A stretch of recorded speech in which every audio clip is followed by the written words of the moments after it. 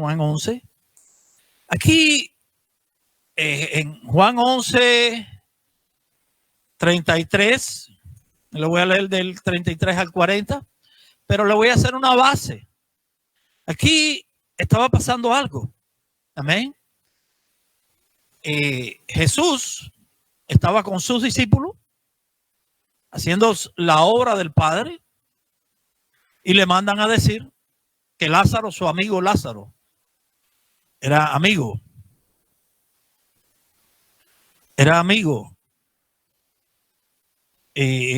Su amigo Lázaro. ¿Tú no tienes Biblia, hijo? Ah. Su amigo Lázaro estaba enfermo de muerte. Iba a morir.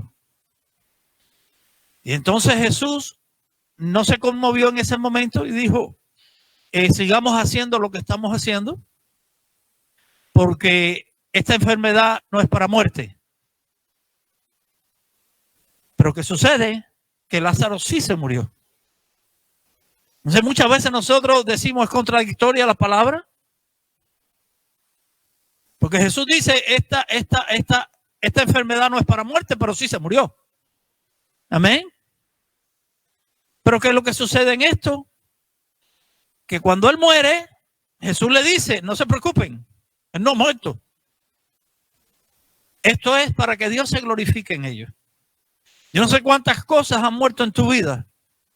Yo no sé cuántas cosas tú has visto que le has pedido a Dios, o cuántas cosas has tenido en tu mano y las has perdido. Amén. Y tú dices, pero si esto Dios me lo dio. Si esto me lo profetizaron, yo sé que Dios me lo dio. Llegó a mí de una forma sobrenatural. Pero ahora lo pierdo. Y una muerte es una pérdida, ¿sí o no? Yo vengo a decirte de parte de Dios que lo que tú perdiste no es que lo perdiste. Es algo que Dios dejó que muriera para Él glorificarse. Amén. Entonces aquí es donde entramos en la palabra. Que después que Lázaro muere, Jesús no se apuró. Nosotros somos los que siempre estamos apurados. Y les di un testimonio el viernes, aquellos que estaban aquí el viernes, les di un testimonio. Amén. De cuando tú confías en Dios, escúchame bien. Cuando tú confías en Dios y tú mueves la piedra, que es lo que vamos a estar leyendo. Cuando tú mueves la piedra, es porque tú le estás creyendo a Dios. Amén. Les di un testimonio. El miércoles pasado, aquí lo único que habían en la cuenta de banco eran $300 para pagar, escuchen bien, para pagar 6.900 y pico dólares que se pagan aquí mensual. No había un centavo. Aquí muchos saben que aquellos que eran que diezman regularmente dejaron hasta de diezmar. Amén. Y yo decía, Señor, ¿cómo yo hago esto? ¿Qué hago ahora? Y sentí esto mismo, rueda la piedra. ¿Qué cosa es rodar la piedra? Creerle a Dios. Cuando tú le crees a Dios, Dios te va a responder. Y ese mismo día, miércoles, estoy viendo Noches con Jesús del pastor Ricardo Rodríguez de Avivamiento Colombia. Y él está diciendo que él, en el año 98, fíjate, él abre la iglesia en el 89, viene a Nueva York, no triunfó, regresó, tiene un testimonio tremendo. En el año 93, él tiene esa amistad con el Espíritu Santo, conoce al Espíritu Santo, tiene amistad con el Espíritu Santo. Era una iglesita pequeñita, así como nosotros. Y de momento empezó a crecer cuando él establece la presencia del Espíritu Santo, como la estamos estableciendo nosotros en la congregación. Y la iglesia empezó a crecer y eran 5,000. Y en el año 98 con 5,000 miembros, estaban perdiéndolo todo. Estaban a punto de la quiebra. Lo debían todo. Él estaba diciendo, comíamos con lo que nos quedaba de las tarjetas de crédito. Que la tarjeta de crédito es una deuda. O sea, comían endeudándose más. Amén. La iglesia con 5,000 miembros no daba, porque muchas veces nosotros dejamos, escuche esto, y esto pasa, y lo expliqué el viernes, nosotros dejamos de darle a Dios lo que es de Dios y las cosas nos siguen yendo bien. ¿Sí o no? Pero es que no nos damos cuenta que nosotros estamos comiendo el fruto de la última siembra que hicimos. No sé si me estás entendiendo. Ya no voy a seguir sembrando porque esto me va bien. Pero cuando se acabó el fruto de la última siembra que hiciste, te va a empezar a ir mal. Te va a empezar a ir mal. Dios no es hombre para mentir, ni hijo de hombre para arrepentirse. Y dice que él estaba perdiendo su apartamento, lo estaba perdiendo. Porque él dice, bueno, si hubiera tenido una deuda de $200,000, vendo mi apartamento y pago la deuda. Pero lo que pasa es que la deuda era 200,000, pero el apartamento valía 100,000. Entonces ya no podía pagar. Y dice que él, yo sé que muchos critican los pactos. No, los pactos no son con Dios, los pactos sí son con Dios. No, pastor, Dios es el que hace pacto con nosotros, nosotros hacemos voto a Dios. El voto es una promesa que tú le haces a Dios. Eso es un pacto, ¿o no? Cuando tú te casas, tú no le haces la promesa a tu cónyuge de que vas a estar con él en las buenas y en las malas hasta que la muerte los separe. Eso es un pacto. Pero nosotros no creemos en pactar con Dios. Es más, Dios cree, como lo dije los otros días, cree más en nosotros que nosotros en Él. Porque nosotros llegamos y le mentimos a Dios. Señor, si tú me das esto, yo voy a hacer esto, esto y esto y esto. Y Dios nos da esto porque creyó, pero nosotros no hacemos nada. ¿Sí o no? ¿A cuánto les ha pasado? Nada más que el pastor. Es que todo lo que se pierde, el pastor es el que coge la culpa. Porque siempre hacemos la misma promesa a Dios. Y después que Dios nos cumple, nos olvidamos. Nos olvidamos de lo que le prometimos. Y Dios solamente con la intención, dice que Él conoce la intención de tu corazón. Con la intención de que tú digas, voy a hacerlo. Ya le empieza a bendecirte. Ya le empieza a bendecirte. Y entonces cuando nos damos cuenta que Dios nos da todo, pero de momento se paró todo. Eso lo he visto yo un montón de veces. Personas que empiezan y después vienen y me dicen, es que yo le fallé a Dios. No sé si me estabas entendiendo. Pero Dios creyó en ti. O sea, Dios cree más en nosotros que nosotros en Dios. Entonces dice él, que cuando eso estaba surgiendo enlace, la cadena enlace, ¿cuántos la conocen? Cristiana. Y dice que había un telemaratón, ¿no? Recogiendo dinero para la cadena. Y él estaba pasando y lo vio y había un predicador, un profeta, y empezó a leer sobre Ageo. Y cuando empieza a leer sobre el libro de Ageo, cuando están construyendo los muros de la ciudad de Jerusalén, que habían sido destruidos por Babilonia, se habían robado todos los tesoros, habían destruido el templo, amén. Y ellos empiezan a edificar, fíjate esto, estaban edificando los muros, la ciudad de Dios. Empezaron a hacerse casas para ellos, artesanales, amén. Asistían a los cultos como se hace aquí. Ellos estaban haciéndolo todo bien, pero no prosperaban. Dice que el dinero le entraba como si fuera en sacos rotos. Eso está en el libro de Ageo. ¿Usted sabe lo que es un saco roto? Un bolsillo roto. El jornar, dice así mismo, te lo echa y se va.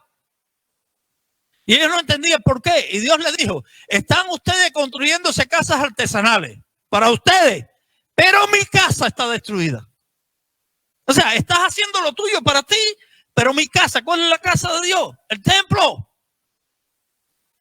Y escuchen bien que esto es un dato muy importante. El pueblo de Israel fue idólatra hasta ese momento. Por eso sufrieron todo lo que sufrieron. Pero desde ese momento que Dios habla y dice, construyenme casa primero a mí. Denme primero a mí, pónganme a mí primero, denme las primicias a mí, lo dice el Señor, que yo les voy a dar de todo. Y desde esa época hacia la fecha de hoy, el pueblo de Israel jamás ha sido idólatra. Le han servido a un solo Dios, se llama Jehová. Lean, lo que pasa es que no leemos la Biblia. ¿Amén? Y dice él que él estaba oyendo todo aquello, ya a punto de perder todo. Tenía un millonario en la iglesia con ansias de ministerio. Y el hombre estaba esperando que él se fuera a la quiebra para quedarse con la iglesia. Y de eso hay mucho. Yo di testimonio el otro día. ¿Amén? Pero dice que este predicador dijo, lo lleva a la palabra donde Jesús dice, no hay aquel que deje padre, madre, hijo, esposa, de casa, lo deje todo por mí. Yo le voy a dar 100 veces más de lo que me dio. No quiere decir que te divorcies. Amén. No quiere decir que te apartes los hijos. Lo que está diciendo Dios aquí es, aquel que me pone primero a mí, antes que todas las demás cosas, yo le voy a dar 100 veces más de lo que él me está dando. Y entonces dijo, espérate, aquí hay algo. Con el 1% de mi deuda, yo resuelvo mi deuda. ¿Me entendieron o no me entendieron? Si él me da 100 veces más de lo que yo le doy, dándole yo a Dios el 1%, y no estoy hablando de diezmo, esto se llama ofrenda. Dios me va a dar a mí 100 veces más, dijo él, ¿no? Y cuando él dice esto, no lo tenía. Y dice que la intención fue, Señor, yo te voy a dar el 1% de toda mi deuda. Sacó la cuenta, vio cuánto era el 1% de su deuda personal. Y después sacó la cuenta de la deuda de la iglesia, del templo. Y te voy a hablar, no es un templo pequeño. Nosotros hemos estado ahí, pastora, mi hija y yo. Son 18,000 personas sentadas en un solo servicio. Es la iglesia hispana más grande del mundo entero. Es impresionante. Me gustaría, yo quiero ir en el verano que ellos cumplen, que es el Congreso Mundial. Me gustaría que muchos, yo se los voy a invitar. Cuando vayan, les va a encantar. Bogotá, Colombia es bello. Pero desde que tú entras a esa iglesia, tú sientes la presencia de Dios. Es como si Dios te estuviera tocando, te estuviera abrazando. Hay que vivirlo para poderlo ver, para creerlo. Hay que vivirlo, hay que estar ahí, hay que entrar. Amén. No hay lujo como aquí. Las sillas, ojalá tuvieran esas sillas así, son plásticas. Ajá. Las sillas son plásticas. El piso no es alfombra, es pintado de negro. Es un warehouse convertido. Tiene columna que hay veces que no pueden ni mirar, pero tiene pantalla. Pero está lleno de la presencia del Espíritu Santo. Amén. Está lleno. Y dice que él llegó y sacó la cuenta del 1% de lo que era la iglesia. Y llegó el domingo a la iglesia y dijo, yo me comprometí con Dios por mi deuda. Ahora, si ustedes quieren que esto se mantenga, dijo la verdad, estamos al himno de quiebra, nos van a quitar todo. Vamos a ofrecerle a Dios el 1%. El 1% de la deuda. La deuda es tanto. Entre tanto, somos tantos lo que tenemos que dar. Escuchen, no lo tenían, empezar a darlo. En 45 días tenían el 80% de las deudas paga por completo. 45 días paga por completo. En 3 meses ya habían pagado todo completo. Y dice que este millonario lo llamó por teléfono y le dijo, yo no sé cómo lo hiciste, pero yo estaba esperando que lo perdieras todo para yo apropiarme de ello. Y ahí mismo se fue de la iglesia el hombre. Amén. Entonces, lo que pasa es que nosotros no creemos en Dios. Nosotros queremos que Dios nos muestre primero, nos enseñe primero y después te respondemos, Señor. Amén. Y yo quiero que leamos aquí del 11, el 11 del 33.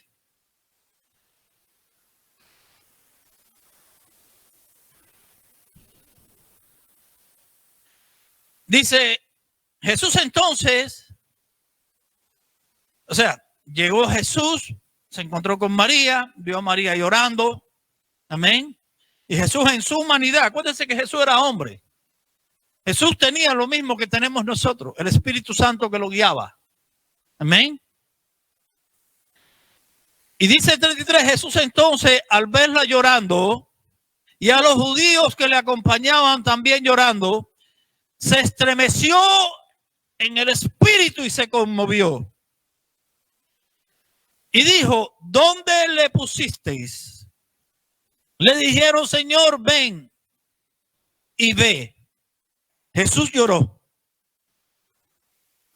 ¿Ustedes se imaginan? Jesús lloró.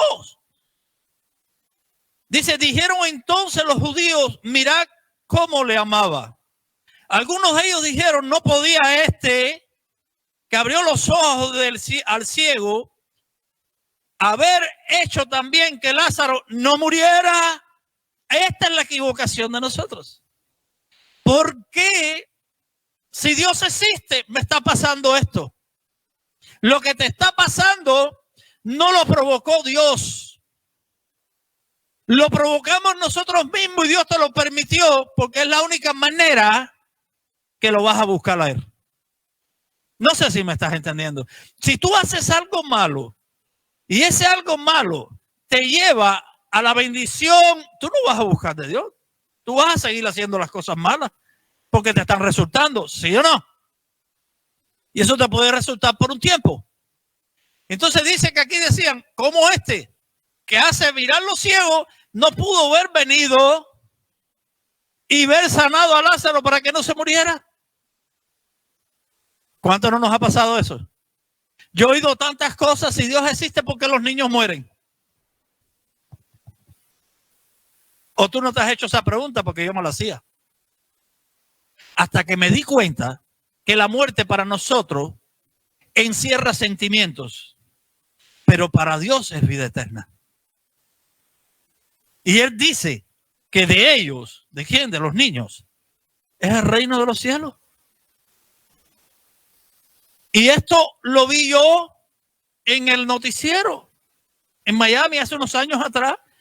Una abuela que va con su hijito y entró al casino los Mikusuki, creo que se llama, y dejó al niño dentro del carro. Cuando salió, ya estaba lleno de policía que el niño se había muerto de adentro, del calor tan grande que era. Y yo vi a esa mujer que dijo, Dios mío, ¿dónde tú estabas? Yo dije por dentro de mí, perdóname, será descarada. ¿Dónde tú estabas que dejaste a ese niño ahí? ¿Cómo le vas a echar la culpa a Dios? Si Dios lo único que ha hecho fue quitártelo porque está mejor con él que contigo. Entonces nosotros siempre tendemos a echarle la culpa a Dios de todas las cosas que nos pasan. Porque no creemos en Dios. Y no le estoy diciendo no creen, estoy diciendo no creemos. Porque yo he pasado por ahí también. Amén. Y dice aquí, el 38. No, perdón. ¿Me quedé dónde? Jesús lloró. Dijeron entonces los judíos, mira cómo amaba a Jesús, que no muriera. Dice el 38. Jesús profundamente conmovido, otra vez, vino al sepulcro. Y era una cueva y tenía una piedra puesta encima. ¿Dónde estaba la piedra? Encima. Ustedes no saben, para que puedan entender esto. No sé si ustedes en sus países algún día fueron a un circo. ¿Saben lo que es un circo? Una carpa donde tienen animales. Y no sé si llegaron a ver la pulga que salta. Amén. La pulga salta a un cierto límite nada más. A un cierto límite. O sea, le puedes medir que ella va a saltar hasta ahí. ¿Y usted sabe cómo entrenan las pulgas? Porque la pulga salta, es saltarina. ¿Ok? La ponen dentro de una botella y le ponen un corcho arriba. Y cada vez que la pulga empieza a saltar, choca con el corcho y baja. Choca y baja. Y ella llega a coger la medida de saltar hasta donde está el corcho. Y después le puedes quitar el corcho, que esa es la atracción, que es dentro de una botella donde la pulga salta, le quitan el corcho y no salta más allá del nivel de donde estaba el corcho. Y yo vengo a decirte hoy a ti que me estás viendo a través de la media y a nosotros que estamos aquí, remueve las piedras. Porque te has creado límites. Y Dios es un Dios sin límites. El diablo nos ha entrenado como se entrena una pulga. Y nos ha puesto límites. ¿Usted sabe cómo se entrena un elefante? Un elefante de un círculo lo entrenan con una cadena, una estaca y el largo de la cadena. Y la cadena llega de aquí a la pared aquella. Y el elefante sale corriendo y la cadena lo aguanta. Y la cadena lo aguanta. Y cuando lo liberan, ¿cuántos somos libres aquí? Amén. Y le quitan la cadena, el elefante sale corriendo, pero cuando llega al límite de la cadena, aunque no la tiene puesta, ahí se detiene. Y eso es lo que ha hecho el diablo con muchos creyentes. Les ha puesto límites. Y nosotros seguimos limitados.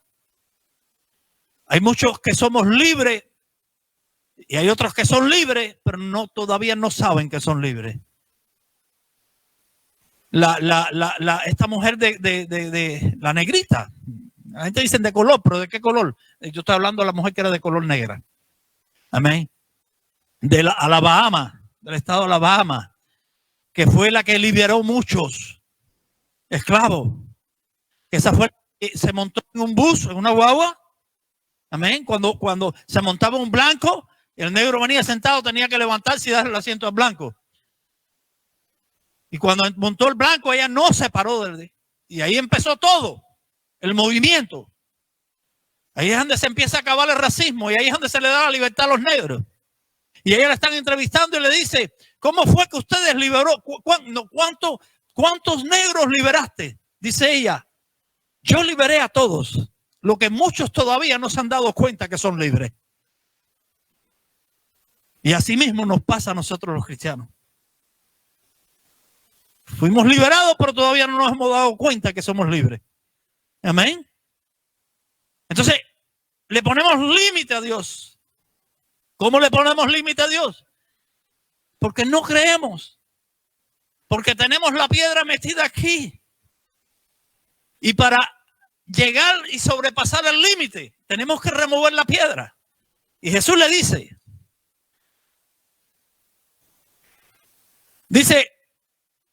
Jesús profundamente conmovido otra vez, vino al sepulcro y era una cueva y tenía una piedra puesta encima. Y dijo Jesús, quita la piedra, Marta, la hermana del que había muerto. Le dijo, Señor, hiede ya, porque es de 4 días. No importa en qué momento se murieron tus sueños. ¿En qué momento dejaste de pensar de que ya era imposible? Nosotros tenemos un Dios que es Dios de lo imposible. Amén. Lo que pasa es que nosotros le empezamos a pedir a Dios y desmayamos cuando no vemos las cosas. A nosotros se nos da una palabra profética y la creemos. Escuchen. Cuando la palabra se cumplió. Mientras tanto, el profeta es un falso profeta. ¿Me están siguiendo o no me están siguiendo? Y aquí Marta le dice a Jesús, tú no estás viendo, está hablando de lo natural. Tú no estás viendo que ya lleva 4 días muerto, que ya está podrido ese cuerpo, porque apestaba. ¿Y tú me estás diciendo que remuevamos esa piedra? Jesús, tú no sabes lo que tú estás diciendo. Le puso límites a Dios. Y escucha la respuesta de Jesús. Jesús le dijo, no te he dicho que si crees, verás la gloria de Dios. ¿Cuándo tú vas a ver la gloria de Dios? Cuando creas. Cuando tú creas, vas a ver la gloria de Dios. Mientras tanto le estás poniendo los límites a Dios. Y Dios es un Dios sin límites.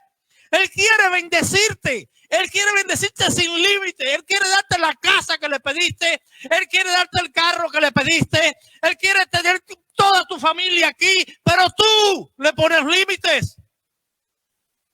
Removamos la piedra. Todo le ponemos lógica. ¿Por qué yo tengo que darle a Dios para que Dios me dé? Porque todo lo que tú tienes de Dios no es tuyo.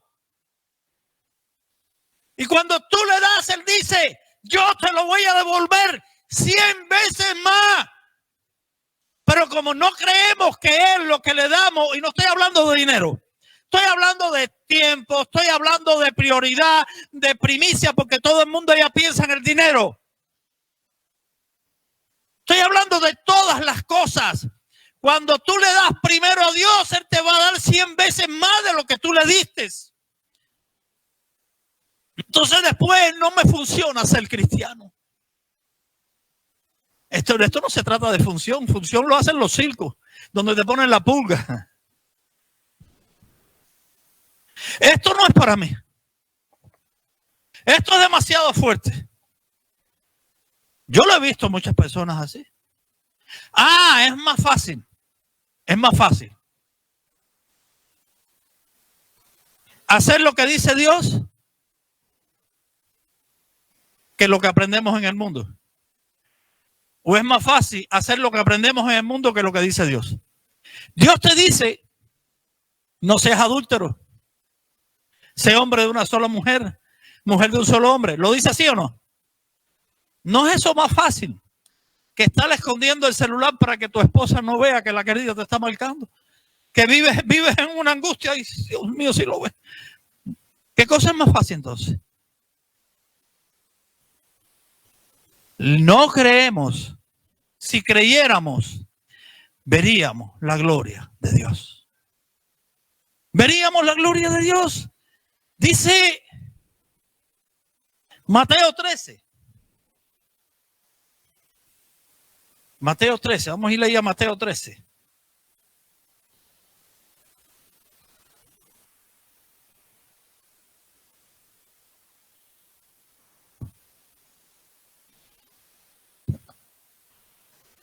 Para que usted vea lo que es creer. Mateo 13. Les voy a leer del 53 al 58.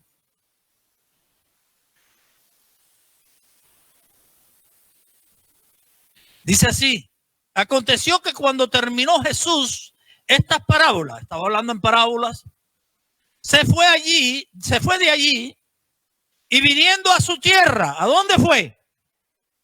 A donde él nació. A donde él nació. Y aquí vamos a desenmascarar un poquito lo que nos enseña la religión. Amén. Dice, se fue a su tierra, les enseñaba en las sinagogas y ellos de ellos, de tal manera que se maravillaban y decían, ¿de dónde tiene tanta sabiduría y estos milagros? Escuchen bien.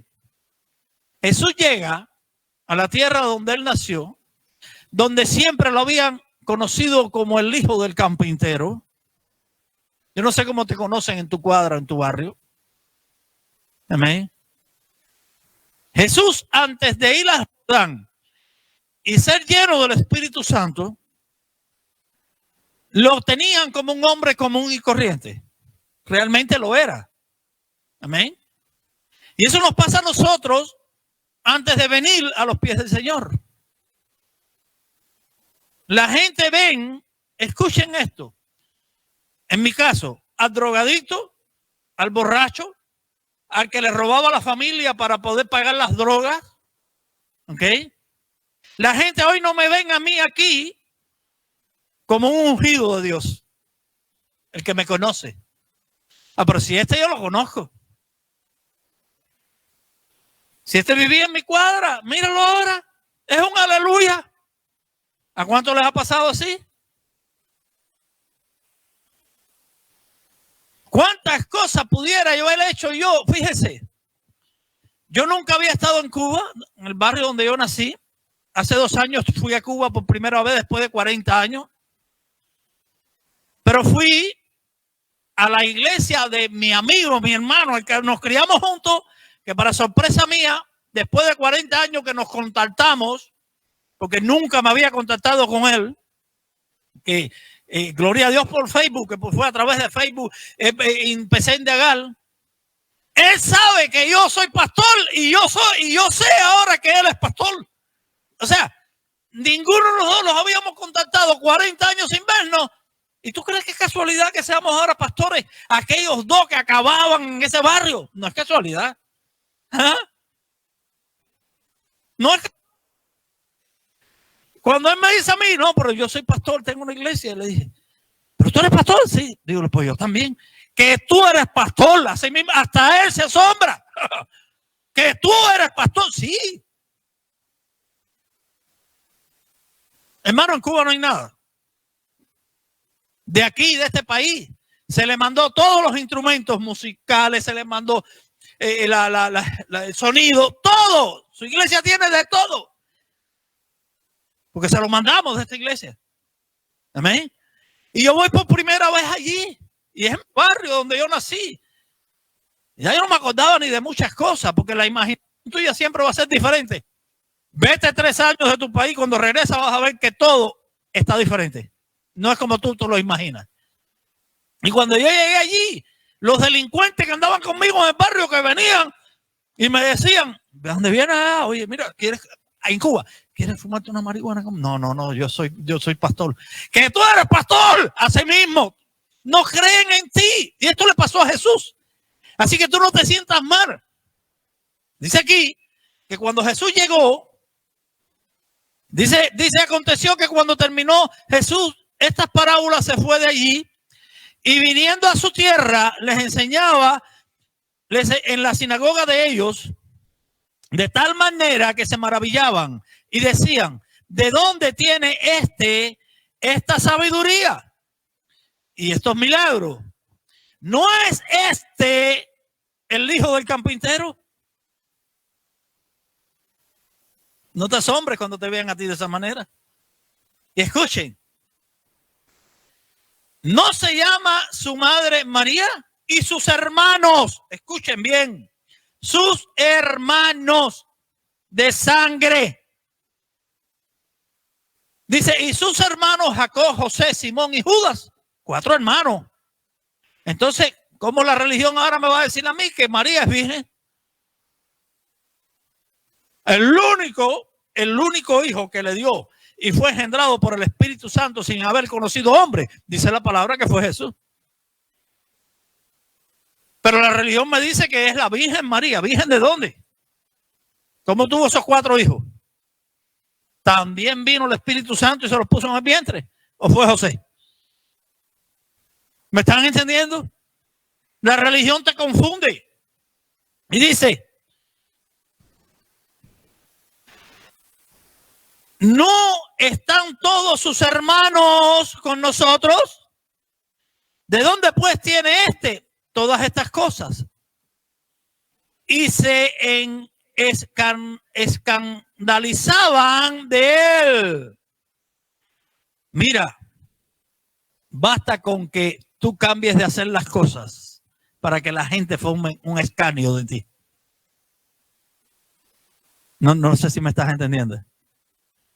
Si tú eras malo y te conviertes en bueno, la gente van a hablar mal de ti.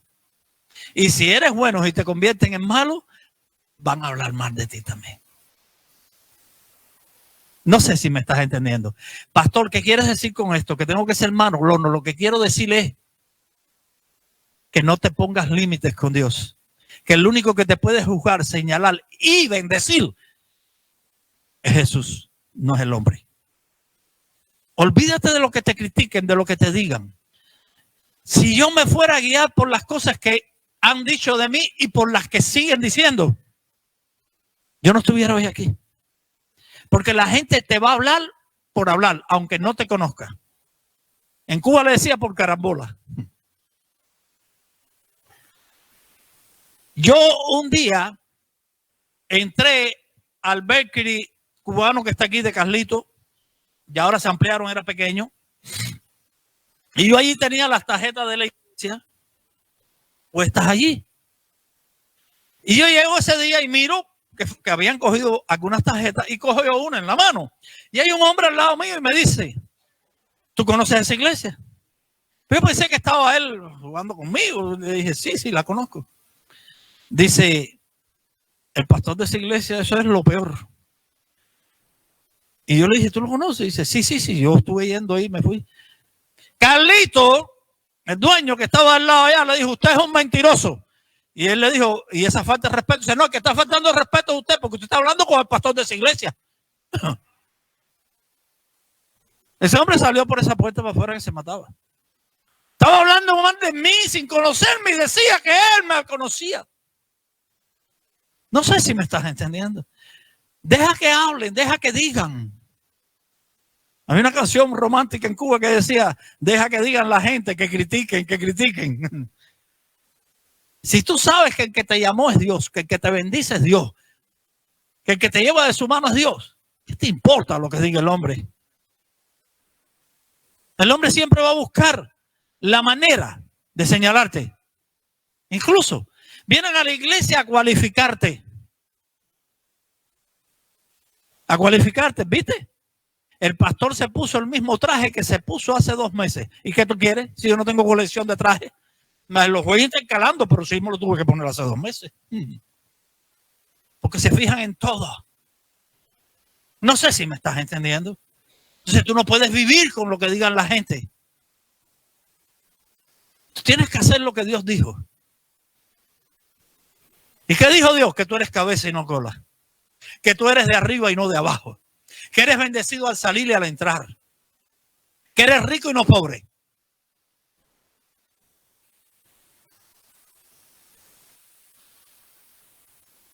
Empieza a llamar las cosas que no son como si fuesen. Quita la piedra, remuévala, no le pongas límites a Dios. $300 en la cuenta de banco. Oigo esa palabra el miércoles pasado. Oigo esa palabra. Y él dice, aprópiense de esta palabra. Saca la cuenta y darle el 1% a Dios. Yo necesitaba $6,995. Pero en otras deudecitas son $10,000. ¿Okay? Yo dije, Señor, el 1% son $100. Yo no saqué la cuenta de lo que yo tenía en la cuenta y lo que me faltaba para poder pagar esto. Porque siempre decimos, bueno, y si ahora cojo estos 300 y de estos 300 lo doy el 1% a Dios, me va a quedar 200. ¿Sí o no? Y yo cogí, entré a la computadora y a través de Seller sembré una semilla de $100 en esa tierra fértil. Cuando vayas a sembrar, siembra con propósito. Y siembra en la tierra que es fértil. ¿Usted sabe cuántos a mí me piden dinero en Facebook? Pastores. Hace poco un pastor de México ya me bloqueó.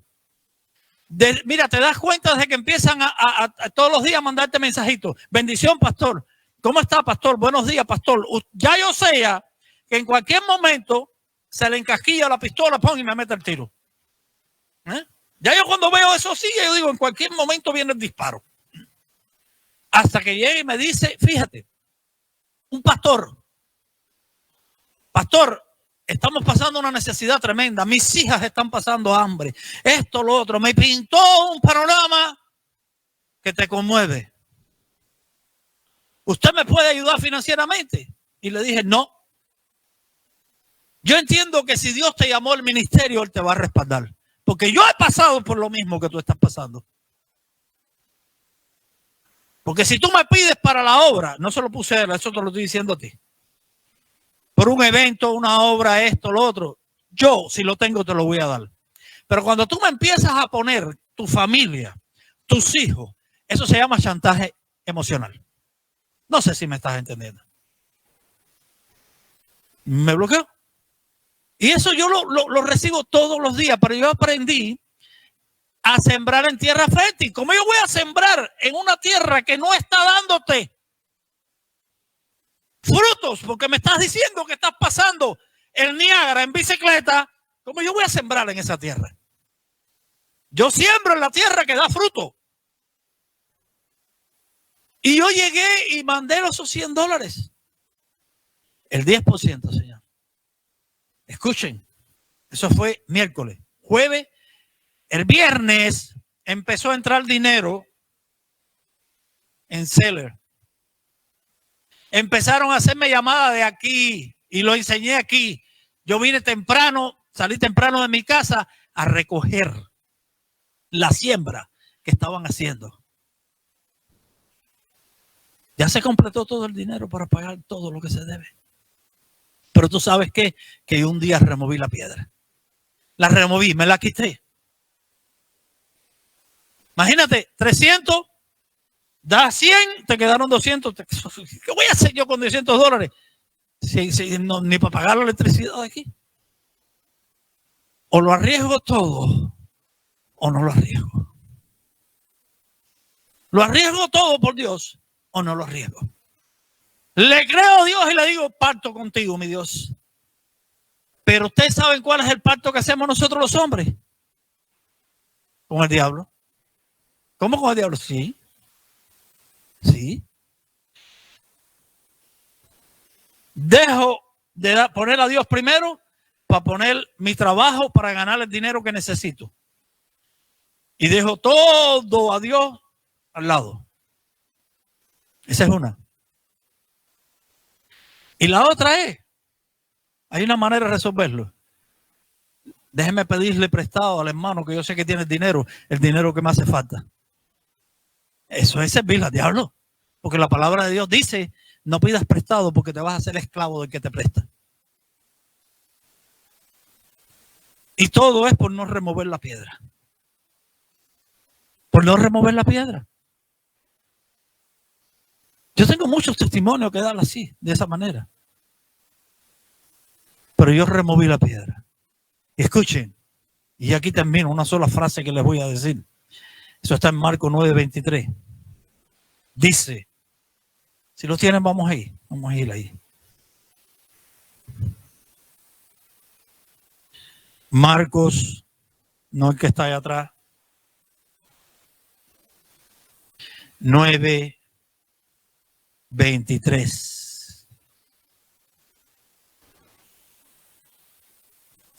Dice, Jesús le dijo, si puedes creer, al que cree, todo le es posible. Si tú le crees a Dios, tienes la posibilidad, escuchen esto, si tú le crees a Dios, tienes la posibilidad de que Dios te saca de donde estás.